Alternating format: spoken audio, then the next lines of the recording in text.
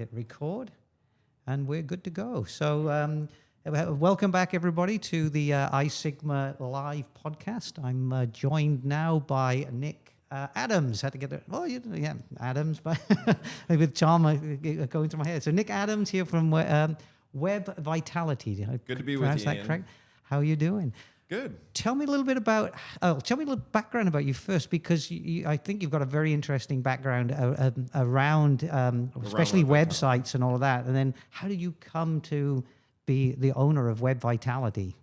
Yeah, I'll give you the condensed version. So, believe it or not, studio art major in college. So, graphic design. That's where I thought I was going to go. A bit closer. When the recession happened in 2008, I was laid off, and I said, I'll just teach myself how to build websites, and we'll just take some unemployment and see what we can do.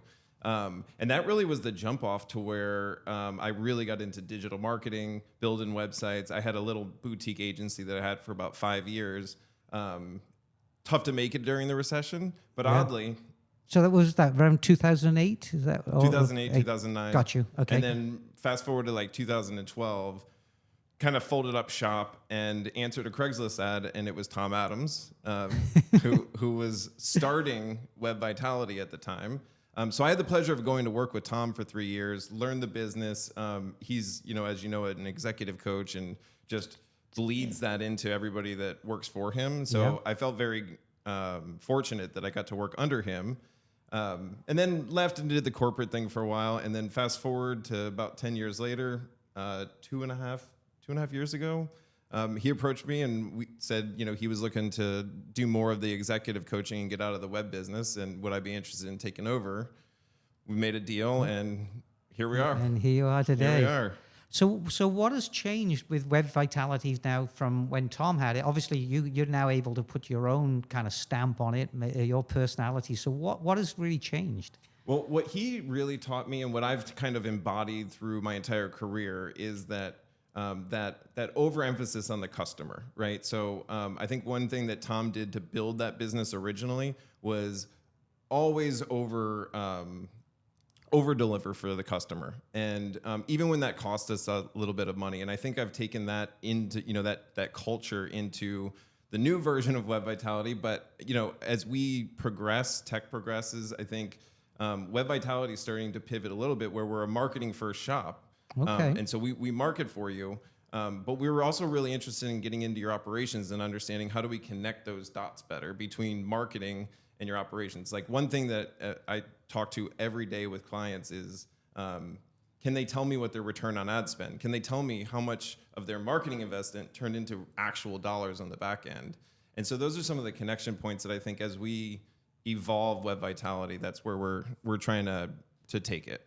So I think that's really interesting. So the pivot's been just from websites now really getting into the marketing for operators. Are you just in kind of this iSigma space, or do you do more broad? We're about 80% of our client base is in the shredding and destruction and medical waste. That's where our real strategic bent is. But I actually expand that, because anybody that does a service business where you're either going out and serving customers in a defined service area, or you're locally based, that's really where the power of our marketing comes in.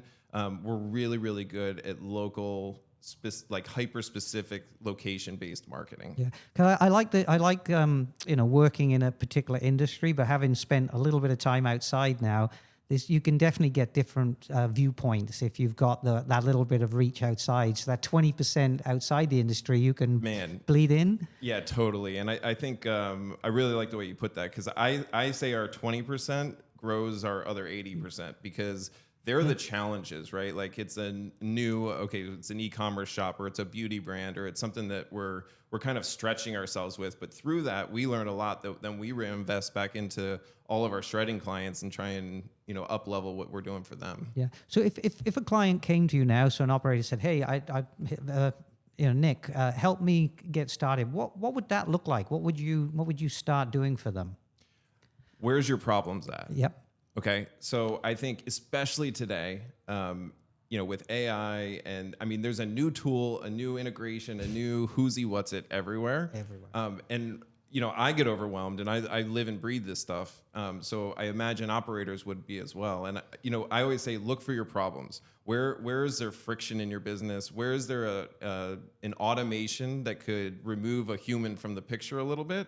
And we're not saying remove people, we're saying 10x people, right? And so when you start, and so with all of this automation you can do now, when you start to think about what you're doing in your marketing and your revenue have never talked to each other, right? So they don't know the relationship between the two. And so I think the more that we can start connecting those dots, operators get better insights. There's more efficiency gain, so they're getting actual insights into their data without having to have someone do a research project for them. So I think with all of the new tech, it's about leveraging it to solve your existing problems rather than just trying to implement it everywhere. So I got the impression from what you said there is because it's always about solving problems, isn't it? That's the way to get value. But it was the first time because I was thinking websites and SEO, but I'm hearing there actually much earlier in the kind of the pipeline or the funnel. So are you helping people first identify where they should be, or how do they attract more revenue, more opportunities? Oh yeah. How they really early, because you can't build unless you know the problem you're solving. 100%. I mean, I think everything starts with your website, and then we provide a bunch of services to drive traffic to that website, either paid or organic. And I think that's 90% of what we do today. What I'm just saying is let's start taking all of that effort and all of that investment, either you provide to a vendor or if you're doing it internally, to start understanding what we're doing.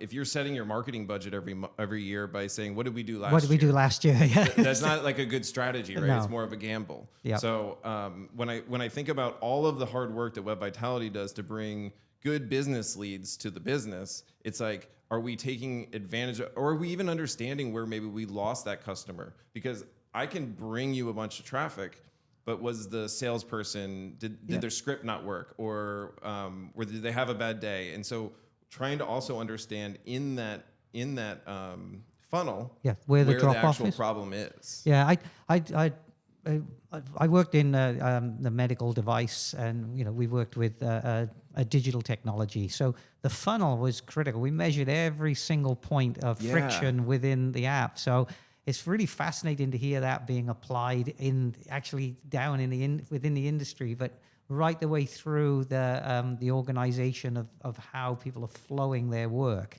Well, and I guess what I'm trying to say too is this is a time like no other in history where, with very little budget, and very little setup, you can make this happen. And you set it up once and then you watch the data, right? Yeah. And you make decisions based on that data. So what would be a good example of that? What would you help somebody, and I'll use the word build, but what would be a typical process that you would come in, help them so that they can do that 10x scale? So I'll give you one that doesn't even involve automation, right? So if you have, if you and your bookkeeper sit for 30 minutes a month and say, I want to see every single deal that closed, and you're using some sort of a CRM, so you're actually tracking from that lead all the way through to close. Yeah. I want to see how many of those close, and I want to see what channels brought them there. Because if I can understand that, we're spending $3,000 a month in paid ads to a channel that's not performing, that's 36 grand a year we can redirect somewhere else, right? That does better for us. Absolutely. And so that takes away it feels like it's working, or it feels like it's not working, right? And you can actually understand better what's happening in your marketing. And I want that. I want my clients to question us if we're not providing the value that we said we would. And it also helps us, right? If I understand what of my leads we're sending or turning into customers, then we can augment our strategy to better fit your either local market or your unique type of service that you offer. Yeah. So what would you do to help replace that monthly 30-minute meeting? How would you attack a CRM? I'd automate it. And a lot of modern CRMs today are tracking those revenue through to close deals. And so, I mean, that's just a report that's getting run. And I think not every CRM is created equal, but that's the lifeblood of that customer lead data all sitting there, and that first party data, that all of that stuff that's sitting in there. I think that's so much marketing fodder that doesn't, it's already sitting there waiting. I have this many unconverted quotes that happened over the course of a month. Okay, well, let's hit them with an email and try and re-engage them, right? Like there's cost-effective or free things that we can do to re-engage a really an audience that's already given us their information. Yeah. Right. So, I mean, I find that fascinating because you're also bringing then some expertise in some of the packages that people are using. In that case, a CRM.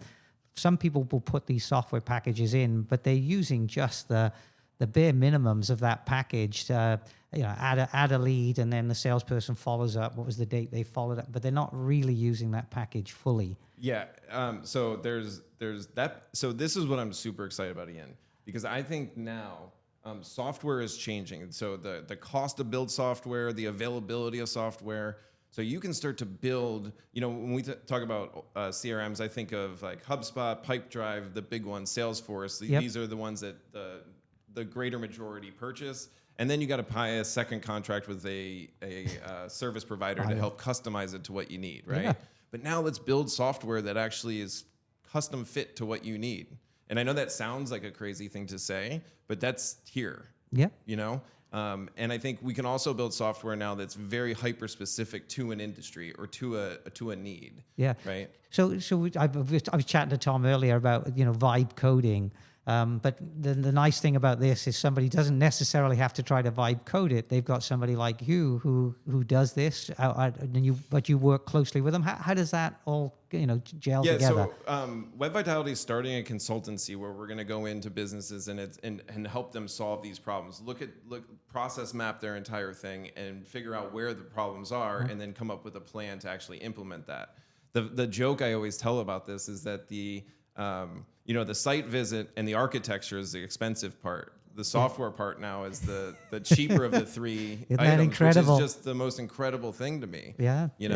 And I'm not talking about heavy software or like these complex systems. I'm talking about automations that just string together maybe 3 software products that you had that didn't talk to each other before. And so now we can have them talk to each other, and we can either push data. We don't have a person doing that anymore. We automate some stuff, and we give our sales teams 75% back of their time. Right? Yeah. When I ran, people used to laugh at me in a fun way, I hope. But we had big screens up everywhere with dashboards. Yeah. And the dashboards were doing exactly that. They were plugged into multiple systems to bring the data back. Bring it all to one. So I could see one thing of what was going on in the operation. Yeah. And it saved me hours and hours and hours. So I can really see how that becomes a benefit for an operator. And I just love it because it's it's more of a one-time investment, and now you have this thing that's working for you, or it's solving these problems that forever you had people doing. Yeah.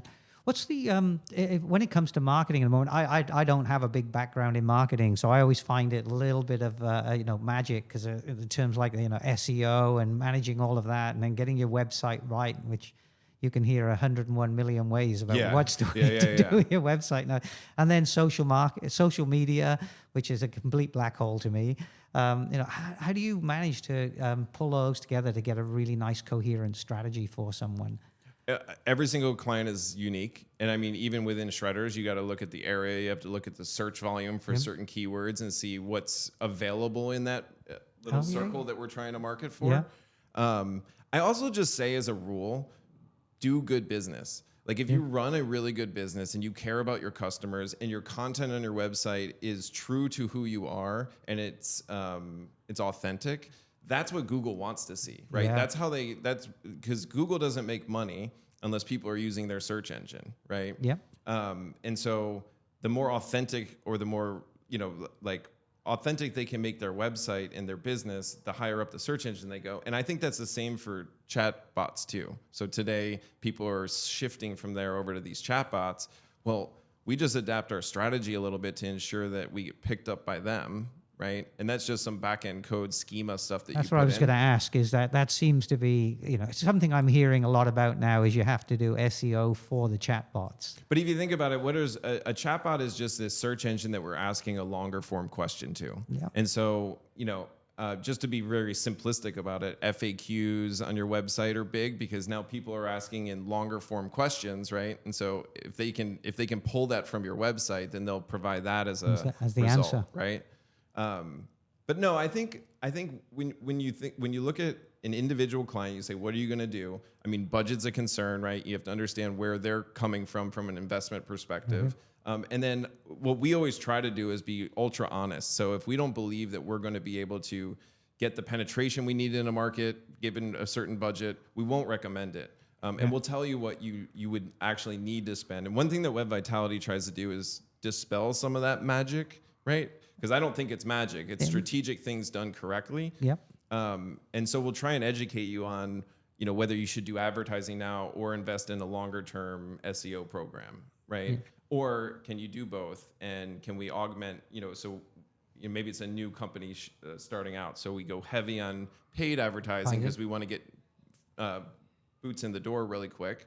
And then we kind of taper that down as we get traffic up, and then we start working on our SEO and getting that organic reach. I do like the fact that it's very much tailored, because I don't think the cookie cut approach does work. And markets are different. I can imagine somebody operating here in San Diego is going to have very different marketing opportunities compared to somebody who maybe not in a metropolitan area. Yeah, and it's it's how many businesses around, who's actually searching for shredding. What are some of those long tail keywords that we can also target that are maybe don't have the search volume of some of the shorter keywords, but there's less competition there, so we can find our way in and get some traction. That's fantastic. So what would be, I always got to ask this last, the last question as such. So what would be one thing, if operators were listening to this now, what's one thing that they should probably be focused on that maybe they're not doing, bearing in mind how things have changed? That's a tough question. I'll just go back to what I said originally is look for the problems you have in your business first, and say, where is it that we're doing things repetitively or using a human to that really they could be used for something better. So I always like to say, like, machines are better for consistency, follow-up, and they're always on. People are better at judgment, empathy, and trust, right? And so I think, like, looking at now your organization or ecosystem, like, is that better for the robot or is that better for my people, right? I really like that approach. And I think going back to the problem is a great thing. One thing they could do, just go make sure they focus on that. Yeah. Nick, 15 minutes goes by really quick, doesn't it? It does. Thank you so much, Ian. This was fun. It's been really fun catching up. So people can catch you on the show floor. You have a booth here? Yep. I have a booth 609, and then I'm actually giving a little bit of a talk on this Tuesday at 2:45. Wonderful. Hopefully people can get there. Well, good luck. Thank you for making the time to chat with me this morning. Appreciate it. Actually, it's the afternoon now, isn't it? Good grief. Take care. Take care.